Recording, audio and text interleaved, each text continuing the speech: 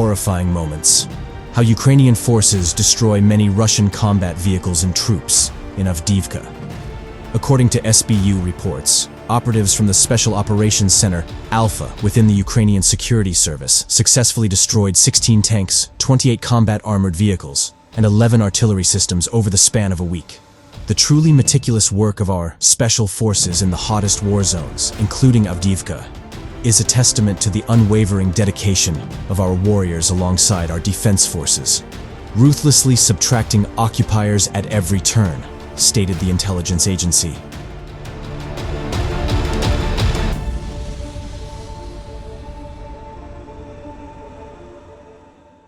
Published footage reveals Ukrainian kamikaze drones blowing up Russian military vehicles, targeting armored personnel carriers carrying Russian forces.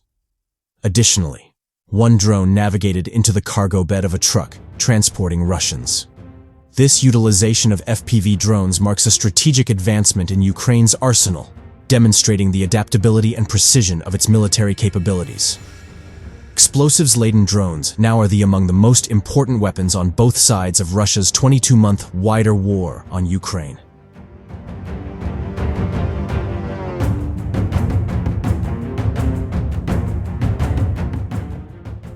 They plink assault columns and supply convoys, harry air defense and artillery batteries, and range scores or even hundreds of miles behind the front line to strike air bases. What they didn't usually do, until recently, was provide direct fire support to infantry squads in close attacks on enemy positions. For that, the infantry still needed mortars, shot-fired rockets, tanks, and fighting vehicles armed with fast-firing autocannons. That has begun to change. And in an exception to the usual rule, it's the Russians who are doing a lot of the innovating.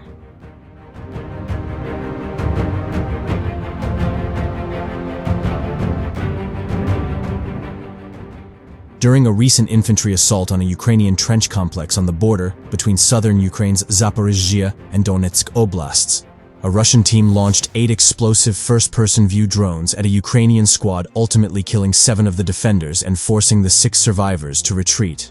No Russians died in the attack, which launched last week along the Vremevsky ledge between Staromyrsik and Pryutne. The settlements are adjacent to the Mokry Yali River Valley, where the Ukrainian Marine Corps made significant advances this summer.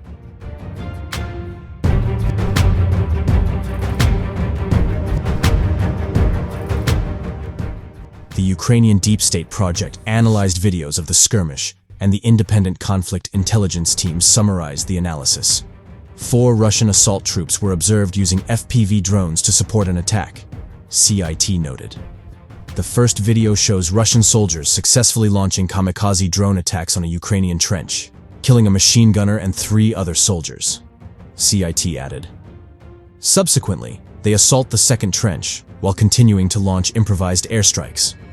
With more drones barreling in, the Ukrainian survivors fled. Russian forces were able to capture these positions without incurring losses.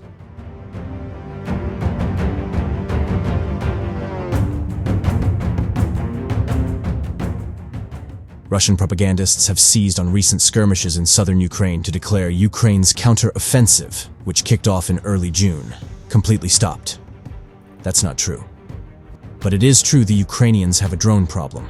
The effective use of drones during fortification assaults, including by the Russian side, raises questions of the further development of anti-drone warfare, CIT explained. While the Ukrainians are deploying more and more systems for grounding, deflecting, or shooting down Russian drones, powerful radio jammers, vehicle cage armor, and Gepard mobile guns, most of the defenses work at depth, miles behind the front line.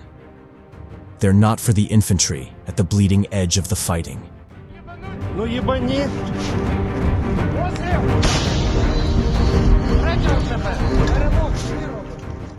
Ukrainian forces fought back most Russian attacks in the directions of Marinka and Avdiivka in Donetsk Oblast over the past day, the General Staff of the Ukrainian Armed Forces reported on November 13. In the direction of Marinka, Ukrainian forces repelled 24 Russian attacks. At Avdiivka, which Russian forces are still trying to encircle, Ukrainian troops fought back 17 attacks. Russian forces intensified ground attacks against Avdiivka and surrounding settlements in early October in an effort to encircle the town. The campaign has been supported by heavy shelling and airstrikes, which continue to inflict casualties among civilian residents.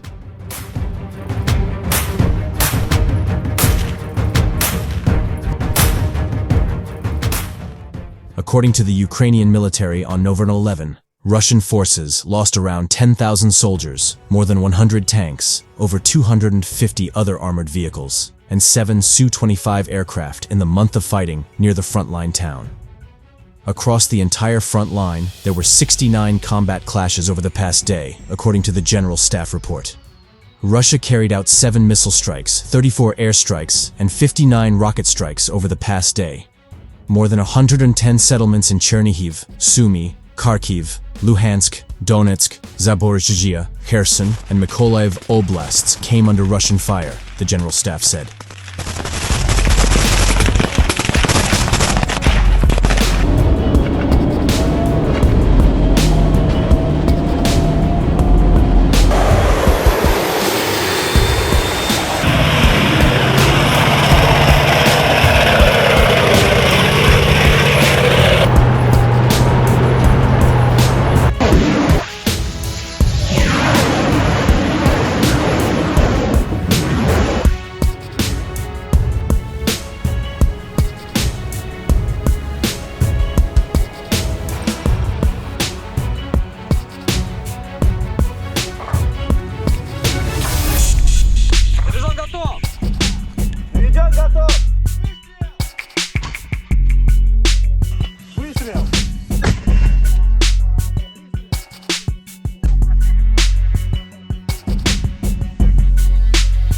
Погода пасмурная, местами град.